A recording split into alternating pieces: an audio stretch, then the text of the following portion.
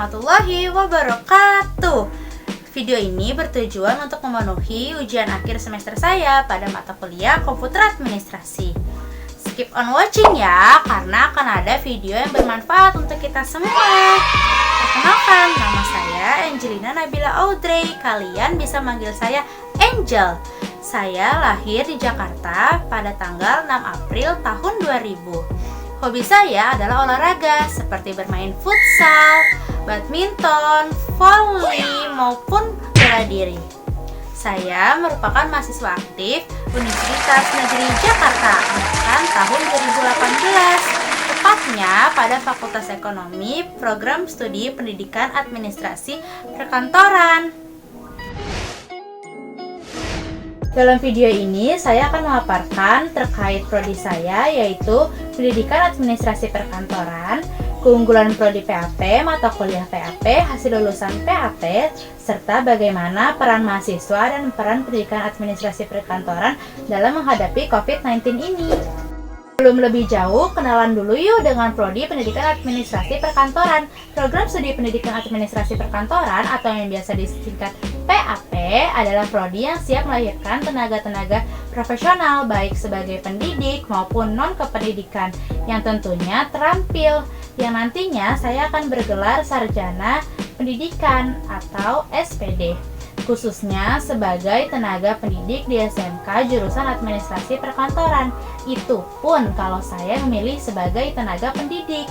Di samping itu, para lulusan juga berkesempatan menjadi tenaga ahli di luar kependidikan, yaitu mampu melaksanakan kegiatan perkantoran secara profesional dan memiliki kompetensi kepribadian sosial yang tinggi yang menjadi modal dasar dalam melaksanakan kegiatan wirausaha. Dan misinya adalah yang pertama, melaksanakan sistem pembelajaran yang profesional dengan terus mengembangkan berbagai sumber daya pembelajaran dan relevansi muatan kurikulum dengan kebutuhan dunia bisnis yang diimbangi dengan akhlak mulia, wawasan wirausaha, dan wawasan global. Yang kedua, melaksanakan peningkatan mutu pendidikan dan pengajaran, penelitian, dan pengabdian masyarakat yang profesional dengan terus mengembangkan sumber daya staf. Yang ketiga, meningkatkan mutu proses belajar mengajar perkuliahan baik secara akademis, konseptual, dan maupun faktual.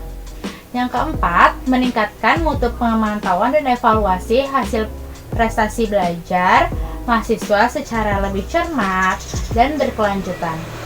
Dan yang terakhir, misinya adalah menjalin kerjasama yang baik dengan instansi pemerintah maupun dunia bisnis dalam dan di luar negeri sebagai mitra kerjasama di bidang pendidikan dan bisnis yang saling menguntungkan.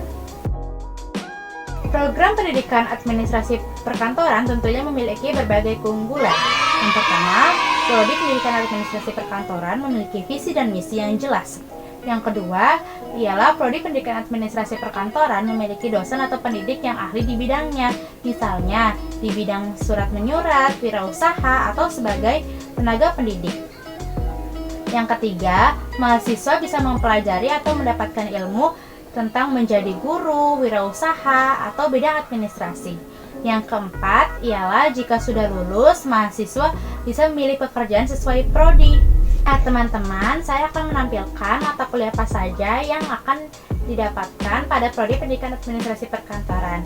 Yang tentunya setiap mata kuliah ini menunjang kita untuk menjadi lulusan yang profesional.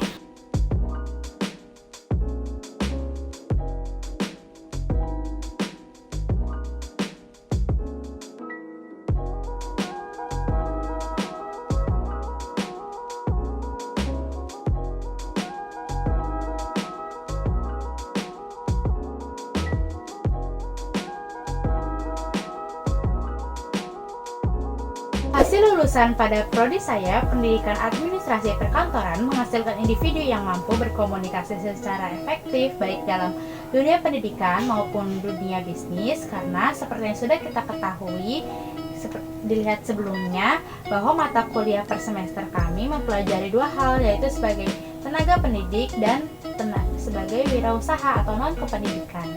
Yang kedua, mampu mengembangkan diri untuk berpikir secara logis dan kritis untuk menyelesaikan permasalahan secara profesional. Yang ketiga, mampu memanfaatkan dan menerapkan teknologi informasi dan komunikasi. Kami juga mempelajari bagaimana berkomunikasi serta menjalin hubungan relation baik di dunia perkantoran maupun di dunia pendidikan.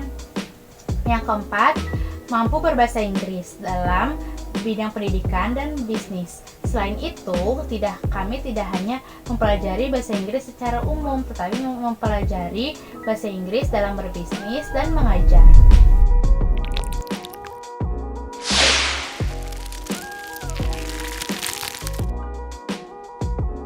Saya akan membahas tentang bagaimana sih peran mahasiswa dan peran pendidikan administrasi perkantoran dalam menghadapi COVID-19 ini.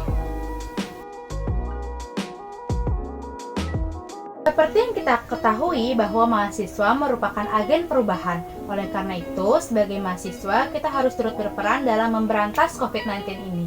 Dengan cara apa? Yaitu dengan cara melakukan hal-hal kecil, mulai dari diri kita sendiri, keluarga kita, maupun lingkungan sekitar. Seperti melakukan pencegahan yang telah dianjurkan oleh pemerintah, baik melakukan penerapan physical distancing, jika kalian terpaksa keluar rumah untuk hal-hal penting, tetapi tetap harus selalu diusahakan untuk melakukan segala aktivitas di rumah ya, baik itu bekerja, ibadah, maupun belajar.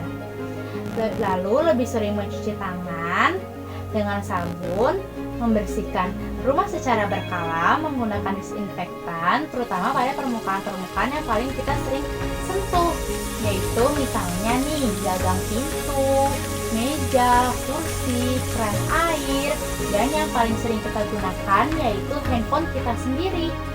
Dan yang paling terpenting ialah melakukan pola hidup sehat dengan minum vitamin serta makan makanan yang bergizi untuk meningkatkan imunitas kita. Selain mahasiswa, pendidikan administrasi perkantoran juga ikut berperan dalam menghadapi COVID-19 ini. Yang pertama, mengambil kebijakan learn from home dengan menghidupkan perkuliahan secara daring dengan mengizinkan penggunaan berbagai aplikasi seperti Zoom, Google Classroom, Google Meet, Quizzes, Kelase, dan Sibering. Yang kedua, karena perkuliahan saat ini tidak tatap muka lagi seperti pada biasanya, tetapi melalui daring atau melalui online, maka dari itu PAP membantu mendata dengan cepat untuk pembagian paket data atau kuota data yang diberikan oleh kampus kita, yaitu UNJ. Yang ketiga, PAP membuatkan gerakan bersama lawan COVID-19 dengan membuat penggalangan dana dengan berdonasi kepada mahasiswa UNJ atau lingkungan sekitar yang terdampak perekonomiannya selama COVID-19 ini. Nah, saya rasa sudah cukup ya pemaparan dari saya.